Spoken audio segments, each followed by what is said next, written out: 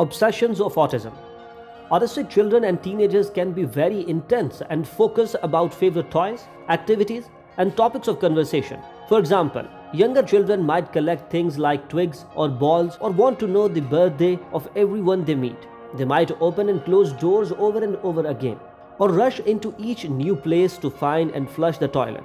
Older children might have very narrow interests or preoccupations, like needing to know everything possible about trains. Some children move from one interest or obsession to another, and the interest lasts for weeks or months before they change. Others develop an interest, for example, in trains, in early childhood and continue this interest through adolescence and into adulthood. Rituals. Some autistic children and teenagers have rituals. For example, some children might keep favorite objects in specific places, like the bottom corner of a drawer in the bedroom. They might have to get their objects out and touch them before bed, or they might drink only from particular cups or ask the same questions and always need specific answers. Routines. Routines are often important to autistic children and teenagers. They can find change and transitions difficult to cope with.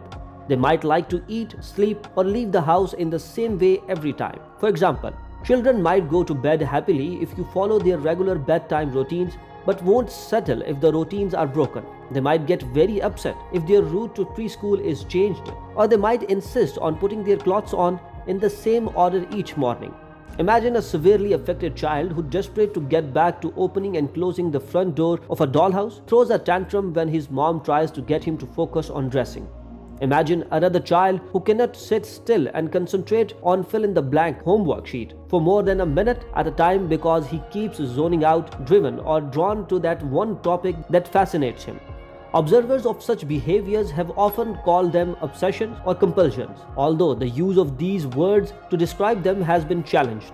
After all, a compulsion has an anxious, driven quality. Think of someone with obsessive compulsive disorder who constantly washes their hands, not because they want to, but because it feels good, even if it makes them feel out of control and miserable. This does not seem to describe how people with ASDs experience their activities or interests. On the one hand, we should be careful not to assume such activities are actually satisfying, especially when lower functioning individuals cannot tell us how they experience them, or when they may not have the capacity to self-reflect about them at all.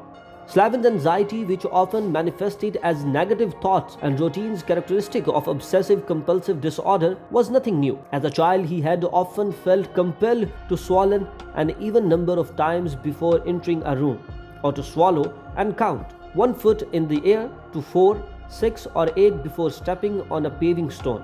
As an adult, he frequently became distressed in crowds, and he washed his hands over and over to avoid being contaminated by other people's germs or personalities. His depression too was familiar and had caused him to withdraw from friends and colleagues.